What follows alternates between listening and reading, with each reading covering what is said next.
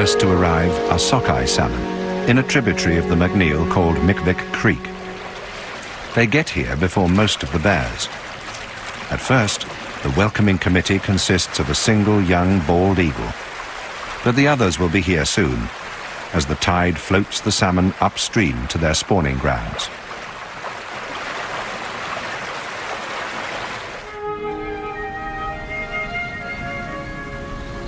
When they arrive, Teddy keeps Tuffy to the higher ground while she makes sure that the coast is clear. She knows that the big males will also be converging on the creek. 2 years ago, one of them killed her 2 cubs.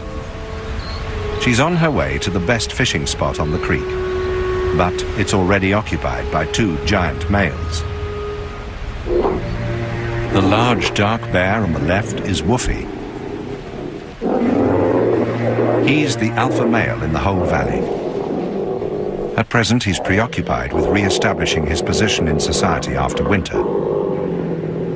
His victim is Creek Bear. We'll be seeing him again. Teddy watches from a distance until the time is ripe to make her move.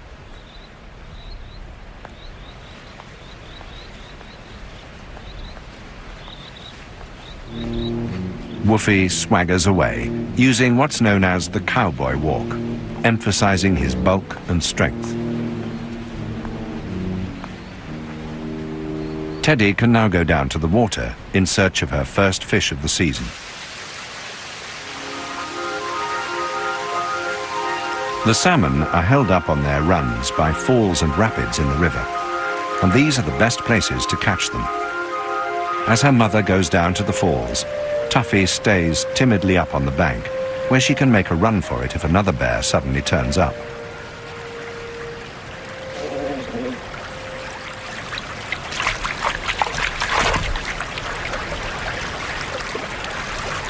Already salivating at the thought of the first fish of the season, Teddy is almost overwhelmed by the abundance of food. She hasn't caught a fish for more than 6 months. The first fish of the season is hers, although her cub on the bank above is longing for a taste. Teddy needs to replenish her fat reserves after the long fast of winter. Tuffy looks like being disappointed. Other bears are arriving to interrupt her mother's fishing.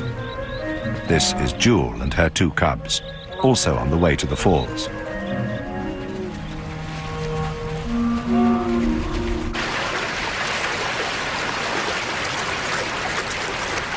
Teddy seems unperturbed, bringing the second fish up the slope to Tuffy, hurrying so that she can go back for another for herself. She's noticed that Jewel is there, and she wants to get back to the water before Jewel takes her place.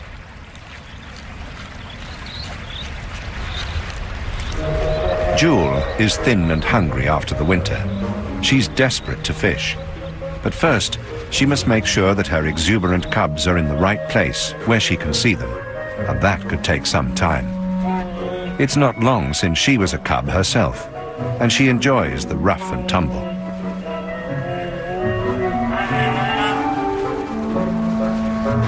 There's only room here for 1 big bear to fish, and Teddy wants to make sure that it's her, not Jewel or anyone else. Tuffy is left alone on the bank.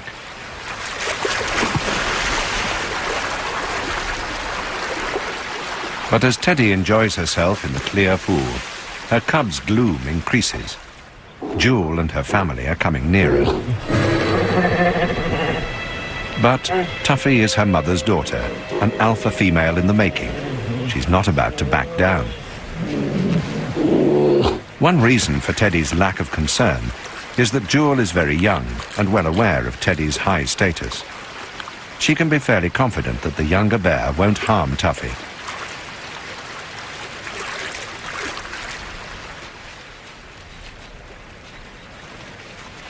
When she brings up the next fish, the standoff takes a turn in Tuffy's favor. Jewel recognizes Teddy, and she knows that she will not hesitate to attack if she and her family get too close.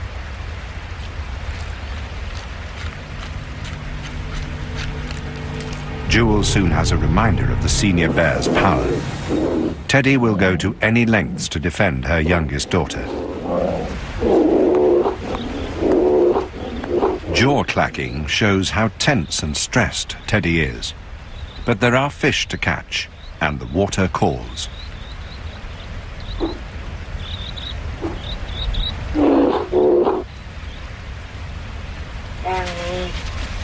Jewel and her cubs advance once again.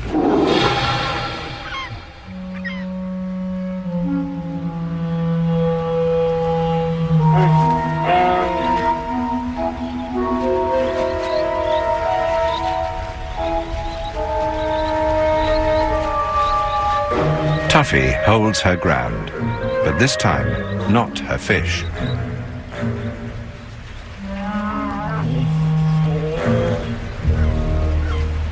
Male bears are big trouble for females with cubs. When Woofy appears over the horizon, Teddy goes quickly back to guard her cub.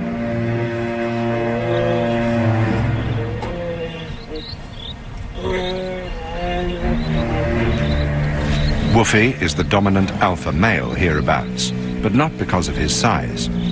At 600 kilos and nearly 3 meters tall, he's not the biggest bear in the valley, but he is by far the most aggressive.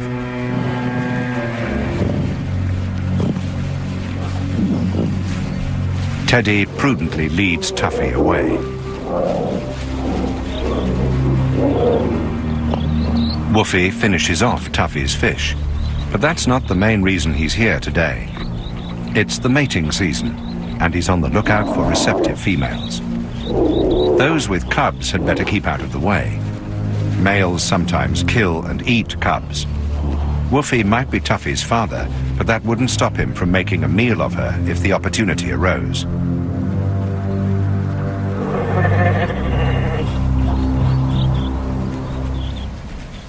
Jewel and her cubs finally get the chance to go fishing. The cool water on a warm day, with salmon plentiful, makes the long wait worthwhile.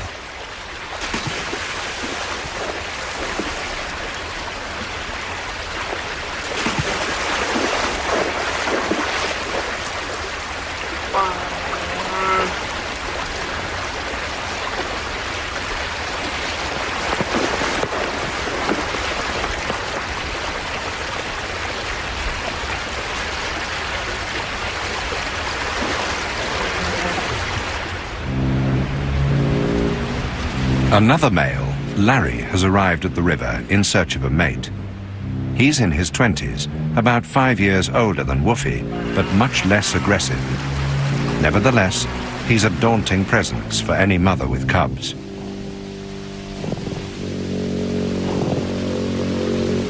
When he arrives, Jewel and her cubs leave the pool.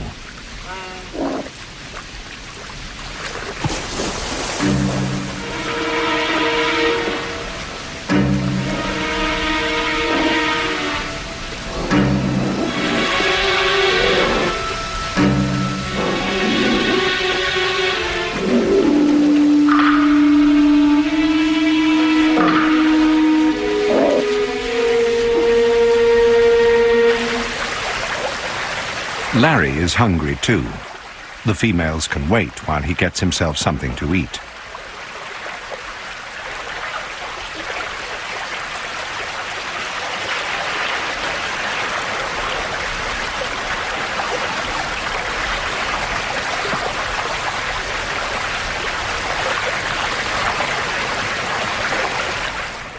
Jewel takes her cubs to a safer place away from the forthcoming violence of the breeding season, while Larry feeds quietly in the stream.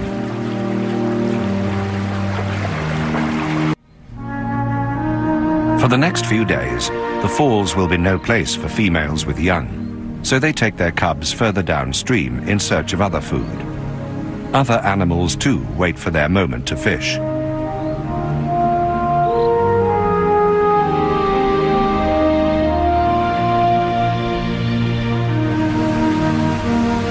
The mothers will keep to the higher ground, well above the banks of the creek, out of the way of marauding males.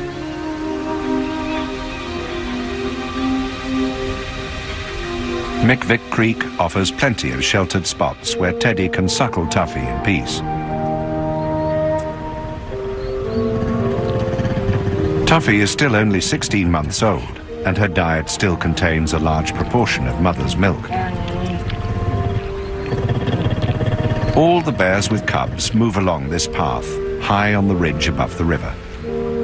A couple of days later, Kutsi arrives with her 2 cubs. She's probably one of Teddy's daughters, about 8 years old, and this is her first litter.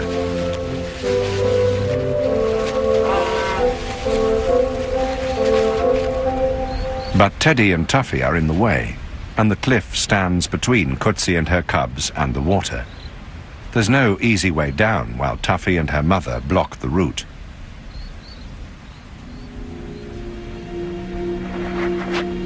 And it's a very long way down.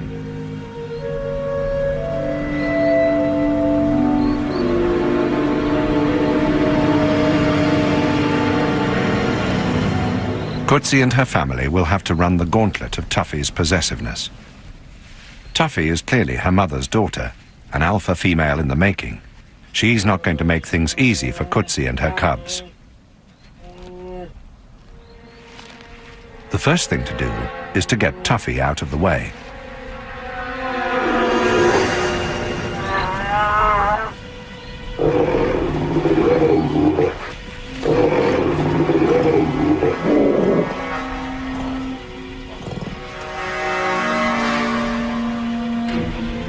But she won't back down.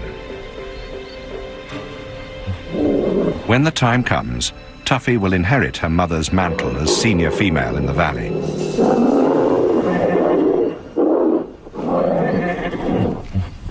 For now, she needs a little support from her mother to keep Kutsi and her cubs away.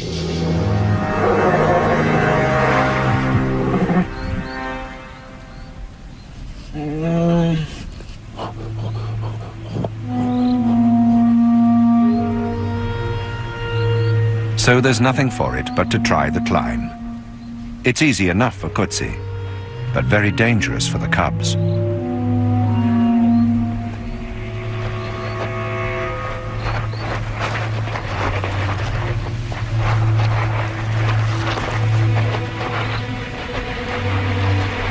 She is immensely strong, and her claws give her a good grip on the loose sandstone, but the cubs lack her strength and experience. Cubs have died on this cliff in the past.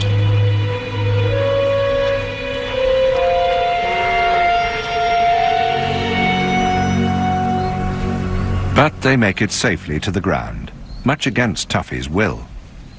In her agitation, Tuffy nearly succeeds where the cliff failed, in maiming her cousins with an accidental bombardment.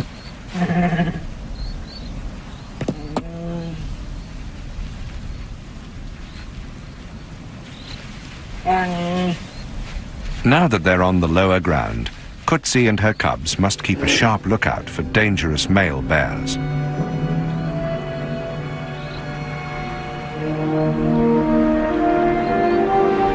But the terrain is more open here, and they should be able to see them coming from some way away.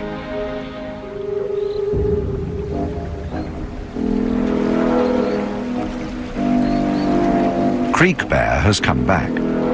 He's a big senior male, about 15 years old. He was given his name because he arrives early every year at Mickvick Creek to take the chance of mating before Woofy gets there. He checks the droppings of a young female he's met on the shore.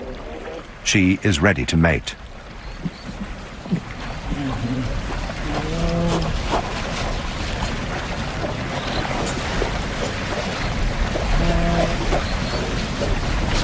There are few preliminaries in grizzly bear courtship.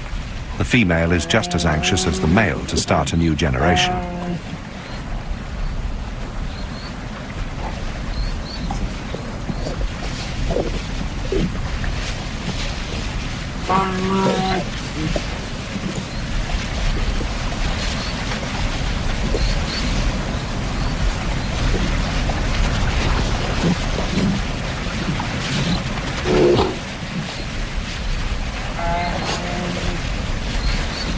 Mating can take as long as an hour if the bears are undisturbed.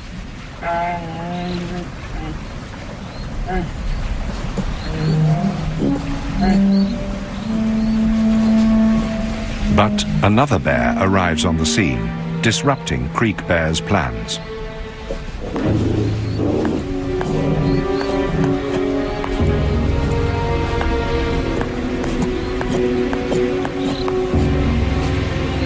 As the first female moves away out of range, he sizes up the newcomer.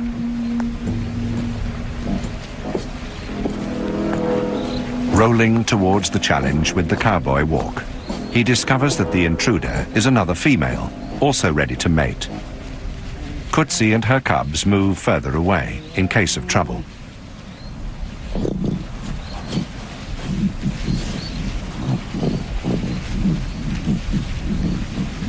And there is trouble on the way. Even while Creek Bear is mating, Kutsi and her cubs see Larry coming over the hill.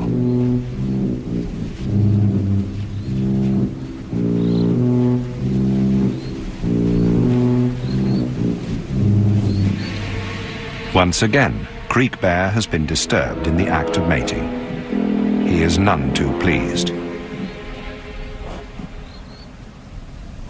Larry has the scent of the females strong in his nostrils. In spite of Creek Bear's looming presence, Larry feels a powerful urge to mate. Larry and Creek Bear have known each other for many years. Theirs is an ongoing rivalry. Even though Creek Bear is younger and stronger, as well as bigger than him, Larry is not backing down now.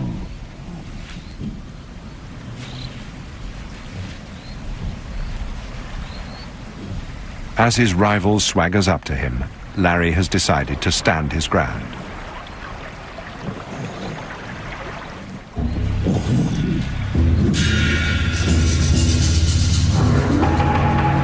Neither bear really wants to fight. The risks of injury are too great. But one of them has to end up boss bear, and Larry's mating urge is too strong to let him retreat. The fight, when it comes, is very short, just long enough to remind Larry how strong Creek Bear is.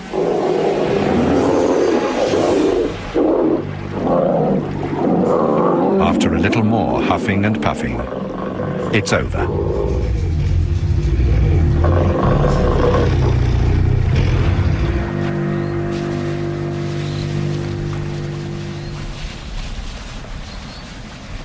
As the audience moves away, Creek Bear goes back to follow the females. They'll be receptive for only a week or so this season, and he wants to take every chance he can to mate with them.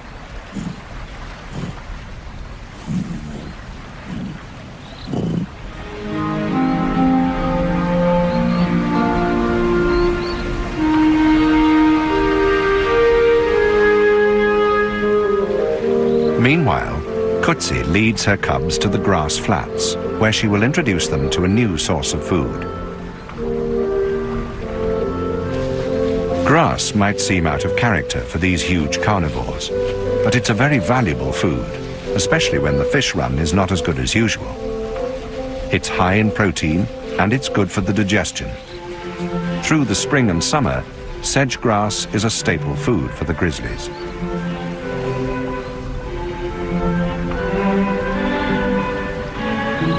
The grass flats along the lower river provide a plentiful supply. After her busy and stressful morning, Kutsi leads her cubs away for a rest.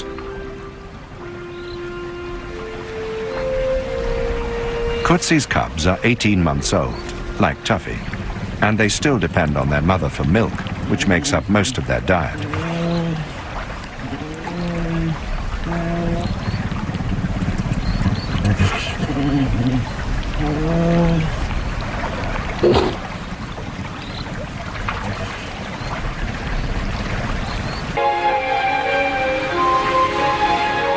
By now, it's early July, time for the most important event of the year at McNeil River. This is why these great carnivores gather here, forming the greatest concentration of brown bears in the world. The snow has melted from the mountains, watering wind-swept meadows of grasses and flowers, all in full bloom.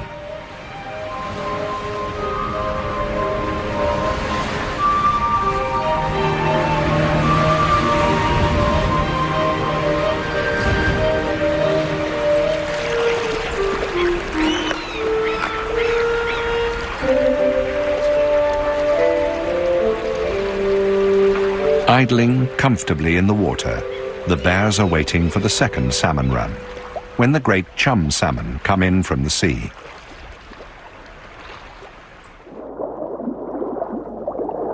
Chum salmon usually arrive in huge shoals numbered in tens of thousands. This year, for some reason, the run is late and slow to start, but there are still fish to be caught. Salmon are the reason that the brown bears here are among the biggest in the world. They supply not only protein to allow the bears to grow to a huge size, but also abundant fat to build up their reserves for the winter. When the fish arrive, the bears are ready.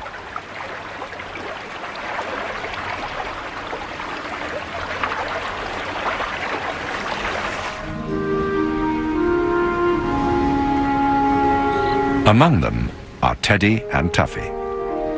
Teddy leads her daughter down from the safety of the cliff top to a very dangerous place for a mother bear with a cub, a place where more than 100 other bears will gather, the falls on the McNeil River.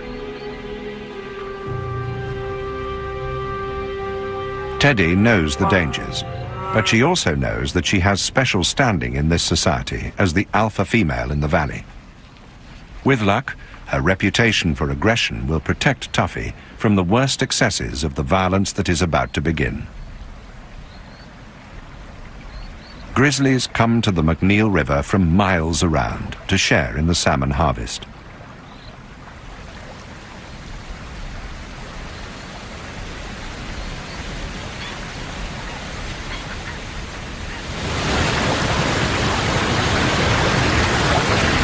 The river is a mainstay in their lives. Swollen with meltwater, it provides a highway for the salmon and thus a larder for the bears.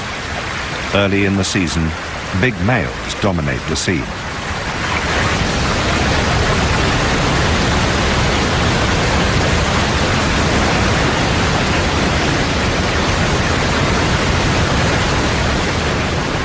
And sometimes the river dominates the bears. But 350 kilos of bear is not easily daunted by a ducking.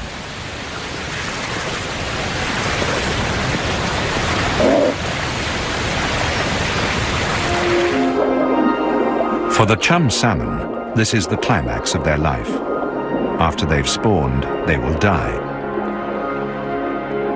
Resting behind rocks from the strength of the main current, they emerge to force their way upstream, powering their way up the falls, driven by an ancient instinct to the spawning grounds. The bears have only to wait for them. The best fishing spots are held by the biggest and most aggressive males. Sterling is the biggest bear on the whole river, holding a good place by virtue of his sheer size. Woofy is not so big, but what he lacks in bulk he makes up for in ferocity. He rarely catches his own fish. He relies on the power of his personality to supply him with food. In other words, he's a professional, full-time thief, benefiting from the efforts of others.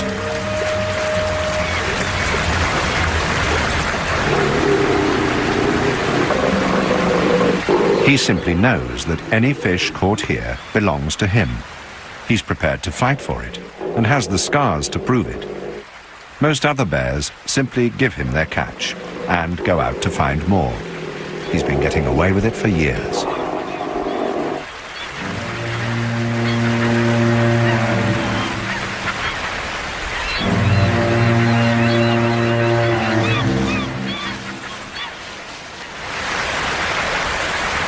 Although the salmon run is not good, there are some fish to be caught, for bears who can hold their own in the fight for ownership of the best fishing sites. For those bears forced to dive in open water, the pickings are not quite so good.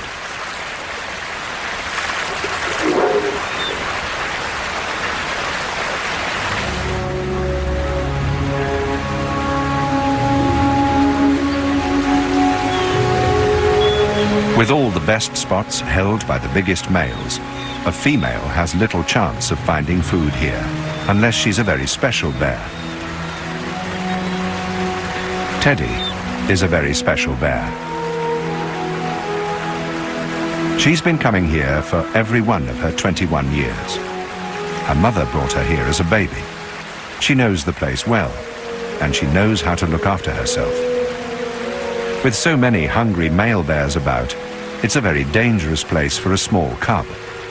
Teddy must find a balance between her hunger and the need to protect Tuffy from danger.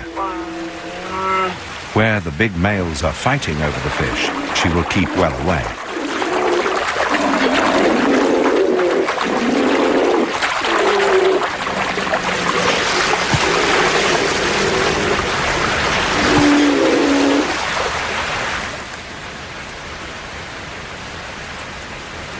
Tuffy watches the violence from close beside her mother.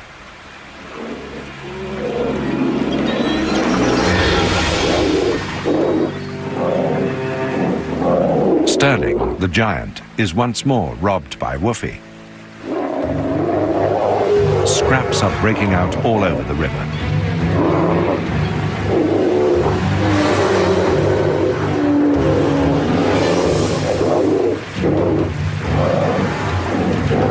It's not all about food. There are important matters of status to be decided. The fights over salmon serve to maintain the order of dominance among the big males.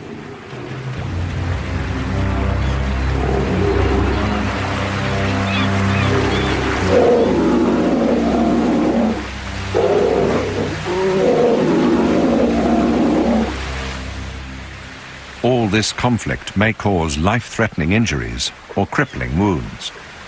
Most of the males bear old scars. That's why many of them are easier to recognize than females.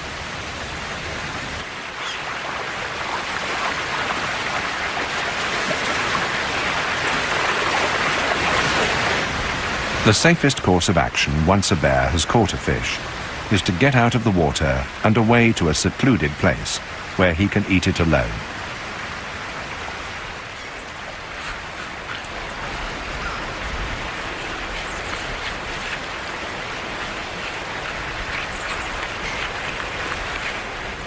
Young bears come to the falls too, but without any chance of feeding here. This is a third-year bear in its first summer alone in the world. This may well be Tuffy's position next year.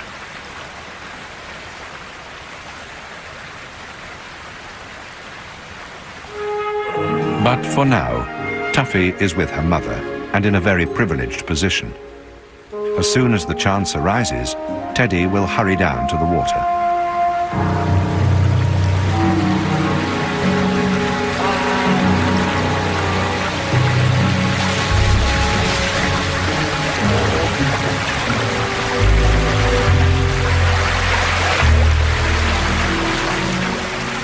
This is one of the worst positions of the falls. All the others are taken by males. But Teddy is very good at fishing. She's the only female with a cub to fish here. Weeks later, when the males have eaten their fill, anyone will be able to come. But for now, Teddy, the alpha female, is the only one that dares fish among the belligerent males. Tuffy is very uneasy. She can't go too far from her mother, but her mother is in the river with all the fierce big bears. A male catching a fish and leaving the water, himself in fear, is enough to send Tuffy scrambling up the bank.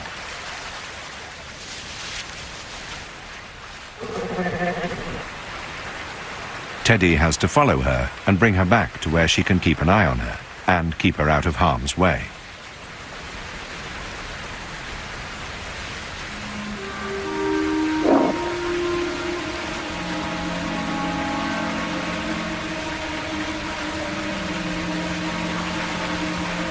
As the weeks go by, there's an uneasy air at the falls this year, and all the bears are nervous.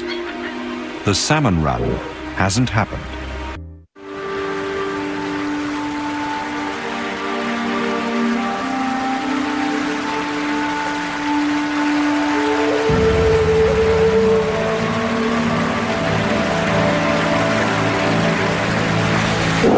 fights are no longer over fish, but over places from which fish might be caught.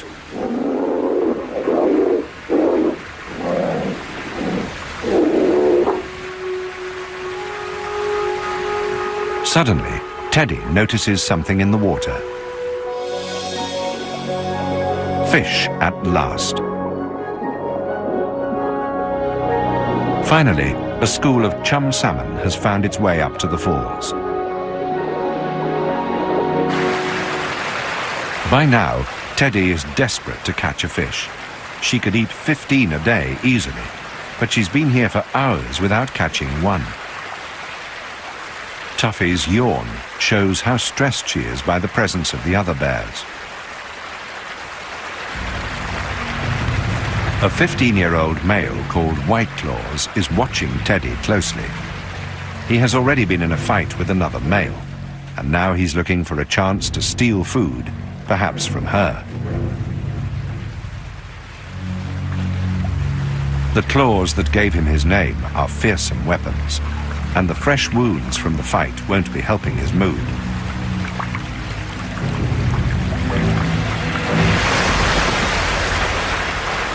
As Teddy fishes, she must keep a close watch on White Claws.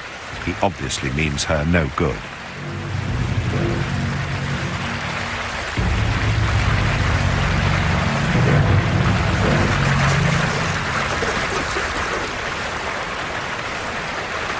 And now there's more trouble approaching.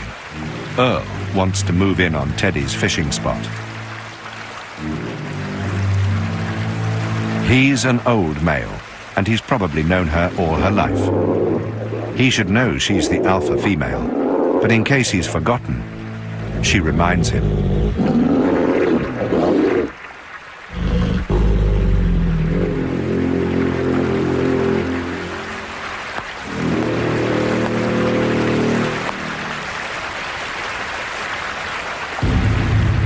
But White Claws is younger and less easily intimidated. He's also much bigger than Teddy. When she finally catches a fish, he's ready to close in.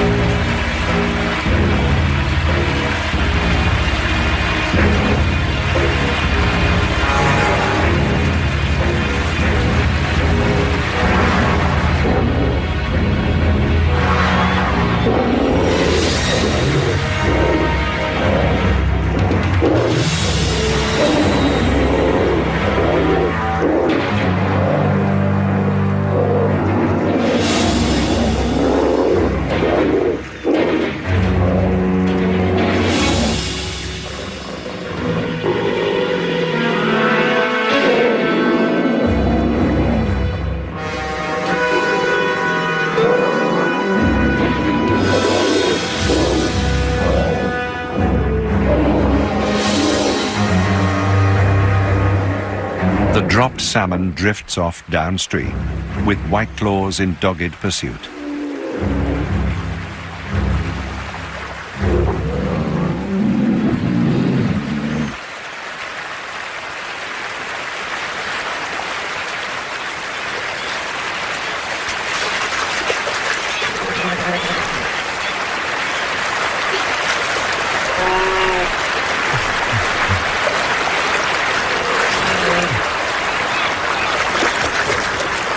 While White Claws is preoccupied, Teddy catches another fish. This time, she runs off up the hill with it, looking for Tuffy. But the cub can see what her mother can't. White Claws is on her tail. When Teddy sees him, she bolts the fish as the younger bear comes up the hill after her.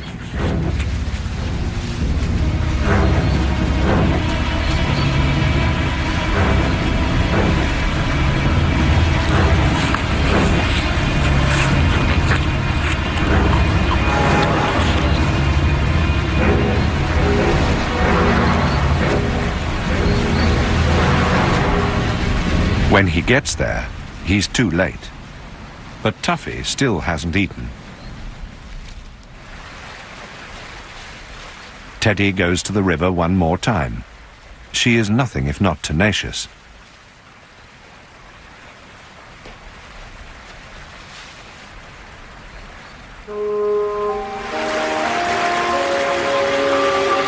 Tuffy is very hungry by now. She watches her mother closely. What she learns now will stand her in good stead in summers to come. This time next year, she will have to find her own food. Is this third time lucky? Perhaps Teddy will be able to share this fish with her hungry daughter without being disturbed.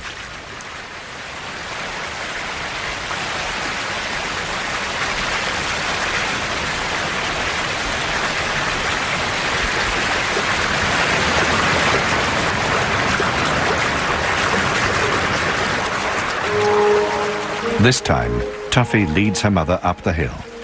With luck, no male will follow.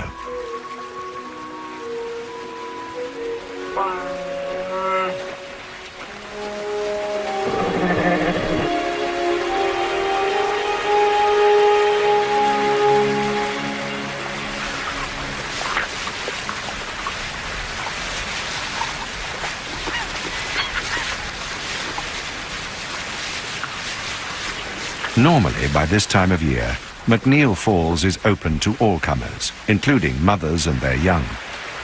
A mother like Rolly, with 3 first-year cubs, would come here to catch fish from the last of the run, once the males were all well fed and relaxed. But not this year. This year, the shortage of food has left the males hungry and argumentative right to the end. Rolly takes her cubs back downriver.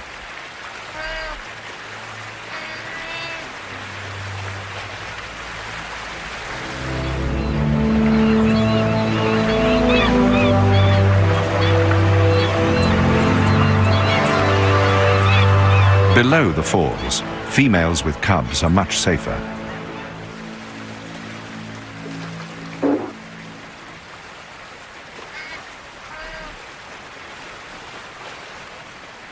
The food isn't so good, but there is plenty to be had. There are scraps of fish from kills higher up, and the exhausted chum salmon are spawning at the end of their life's journey.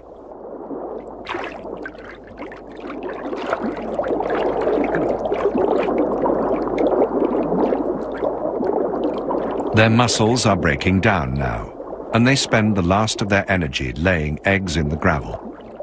They will protect them with the last of their strength until they die.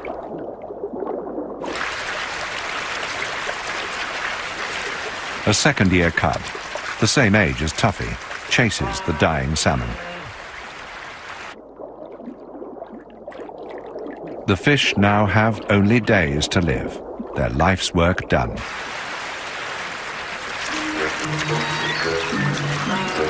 This is the best time for a cub to learn how to catch salmon, when the fish are tired and slow, and the cub is away from the pressures of the aggressive males.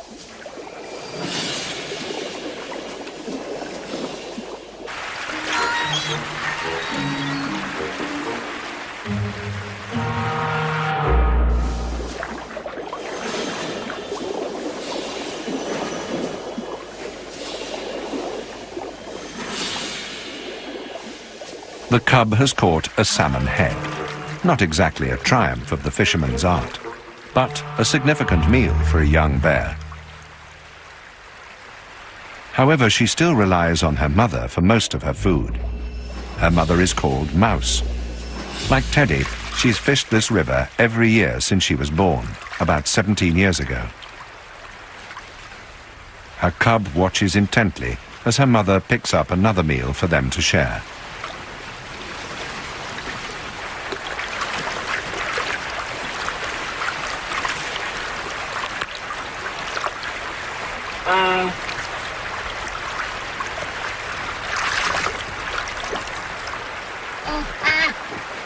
Here, away from the tensions of the falls, cubs can play in safety, learning the skills they will need later and sharing the food with their mothers.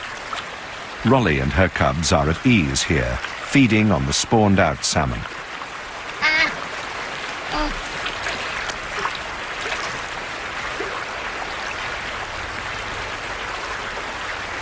They need all the energy they can collect now, because the season, poor as it was, is coming to an end.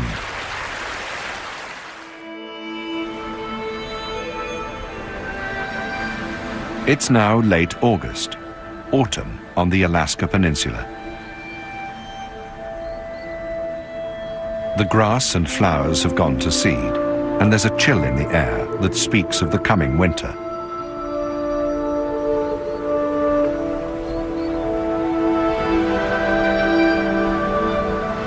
The sedge grass has been grazed to the ground, and what little remains lacks the proteins that were so important to the bears earlier in the season. Their droppings recycle the nutrients back into the ground for next year.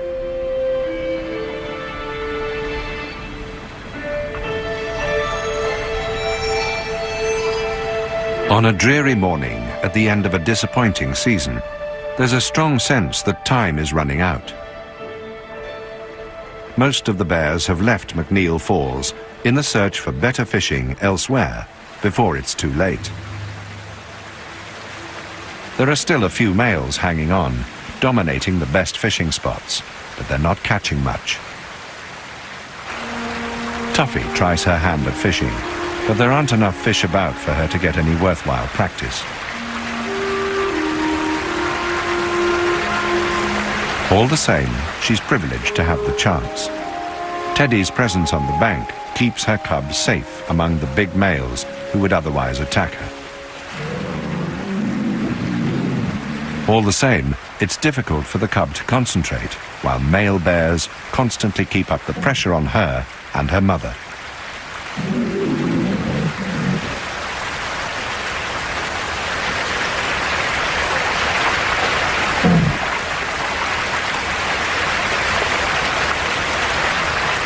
The two keep close together in the face of the threat of aggression.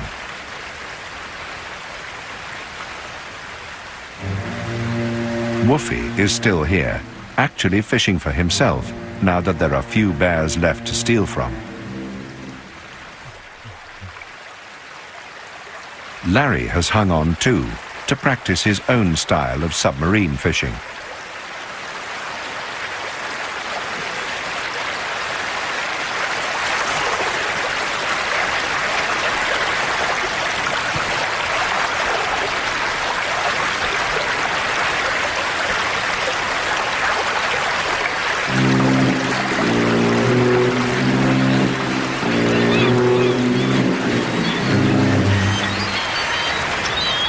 When Woofy sees that he has been successful, he moves in for the umpteenth time this summer and casually relieves Larry of the remains of his meal. In spite of his scars, Woofy is in very good condition. Being alpha male has its advantages when food is in short supply. But as the years go by, Woofy will inevitably begin to fail. Sooner rather than later, one of the other males will take over his position as alpha male.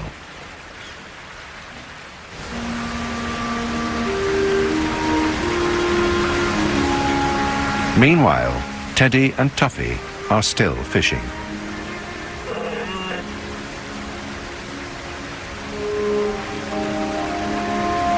Most of the males have left now, and their patience is rewarded by the chance to gather a little more food before the onset of winter.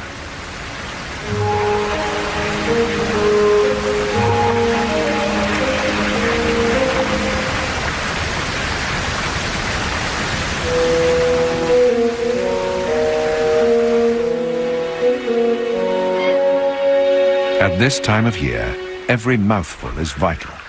Both mother and daughter need to put on as much weight as they can before they hibernate.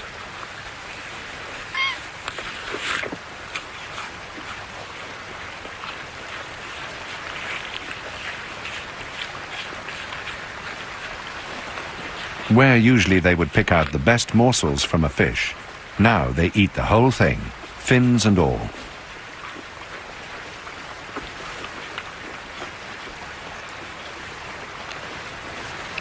Even tiny scraps from between their claws cannot be allowed to go to waste. As it turns out, This will be their last meal at McNeil this season. Earl, the cantankerous old fish stealer, is still here. Although she beat him off earlier in the season, Teddy has no wish for any further confrontations. This time, he's content to clear up the place where the two of them were feeding. But Teddy knows that he won't go away.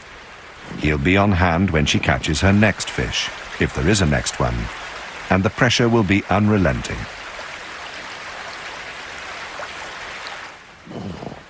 It's time to leave. Tuffy and her mother will wander to another river in search of more spawned-out salmon and finish their autumn's feeding on berries in the hills before they hibernate to wait for the spring. The feeding at McNeil River is well and truly over. Next year, Teddy and Tuffy will no longer be mother and daughter. Tuffy will be alone in the world, just another defenseless third-year cub. There will be nothing Teddy can do to protect her. The McNeil River will look very different then. When they wake up, Tuffy's place in society will be very different. Without Teddy to defend her, the young bear will need all her toughness to survive.